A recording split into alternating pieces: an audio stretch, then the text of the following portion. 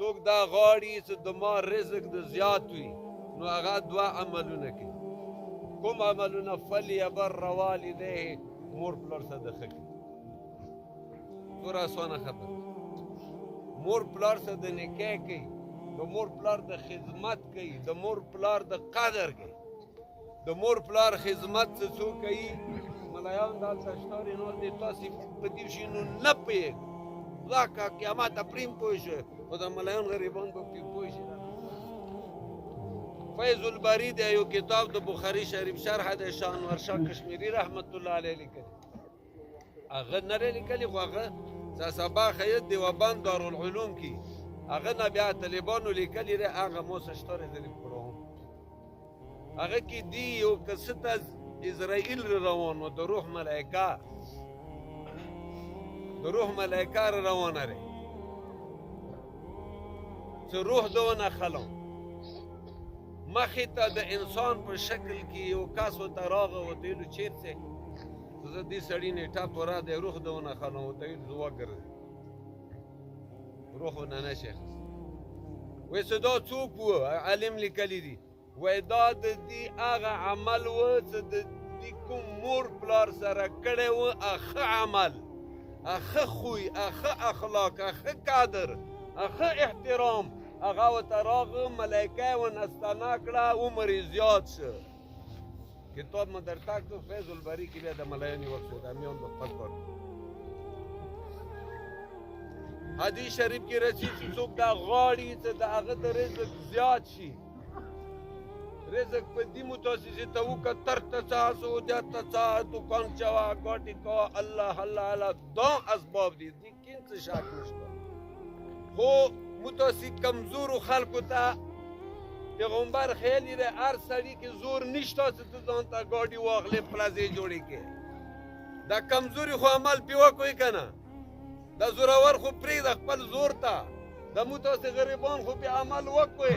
هغوی ویلي دي پیغمبر څه که تاسې خپل رزق زیاتول غواړئ نو پیغمبر علیه السلام ویلي دي فلیصل رحمه، نو دویم دا کار کوئ چې د خپلو خپلوانو څخه خپلولي مه شلوئ، بیکټ مه کوه، مړي نه مه منې کېږه، بیمارۍ نه مه منې کېږه، زیارت کولو ملاقات کولو نه مه منې کېږه، چوله مه پرېږده ورته، یاره مه پرېږده ورته، بیکټ مه کوه. فلیصل رحمه دا دوې نسخې ونیسئ. د تاسې به عمر هم زیات وي، د تاسې به رزق هم زیات وي، خو ایمان ورته شرط دی چې په د خبرې تاسې ایمان وي الله که نه وي هسې ملایانو چې ورسپارئ چې دا ملایان لګیا دي دا ټول عمر همدا خبرې کوي غلا کوي بیا نه کېږي بیا نه لګېږي. نو دوې نسخې هم درته کړې. پیغمبر ویلي دي چا عمر زیاتولو نیت وي چې د ما د عمر ډېر وي، چا دا نیت وي چې د ما د رزق پراخه وي، دوه عملونه شروع کوئ. یو د مور پلار قدر، د مور پلار احترام، د مور پلار عزت، د مور پلار سره مینه. مور پلار په خوراکو دوره نه خوشحالېږي لکه په مینې. خوراکونه مه هېر کوه، وږې شپې درته تېروي، تندې تېروي. مور پلار هغه ښځه نه دی سر تا جیبونو ته ناسته یي، ښځه د نه جیب غواړي، ښځه درته یایي چې عربو ته لاړ شه دی خونې کې ناست دی، خلکو ښځو مزې وکړې موږ دی تا خونې کې راکېنولي یو. کراچۍ ته لاړ شه دا مور دی، دا پلار دی، دا تا د زړه تیکه یې، دا تا په سفر باندې ژاړي، دا کړنجېږي داسې، دا دردېږي داسې، دا تا روپۍ ته نه ریغل، دا د تا مینې وګیري، مینه ورسره وکړه، خندا یې ورسره وکړه، مشغوله یې ورسره وکړه، سینې ته یې رانږدې کړه. دوره مینه خو که نه شي کولی لکه د ښځې څه کوې، د ښځې په سلم یې براخي خو یې ورسره وکړه. ښځې څه خو دوره مینه کوې ته مور دم ورته وغورځوله، پلار دم ورته وغورځوه، ورور دم ورته وغورځوله، اقربا هم ورته ختم کړو، بچیان د هر شهر ختم کړو.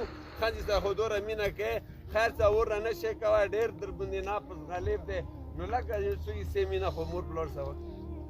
وشه روپۍ مه هېر کوه، خوراکونه هم ورته مه راوړه، هر څه تا وي خوله خو خندا یې ورته وکړه، ټنډه ورته مه ټولوه، غرت ورباندې مه کوه.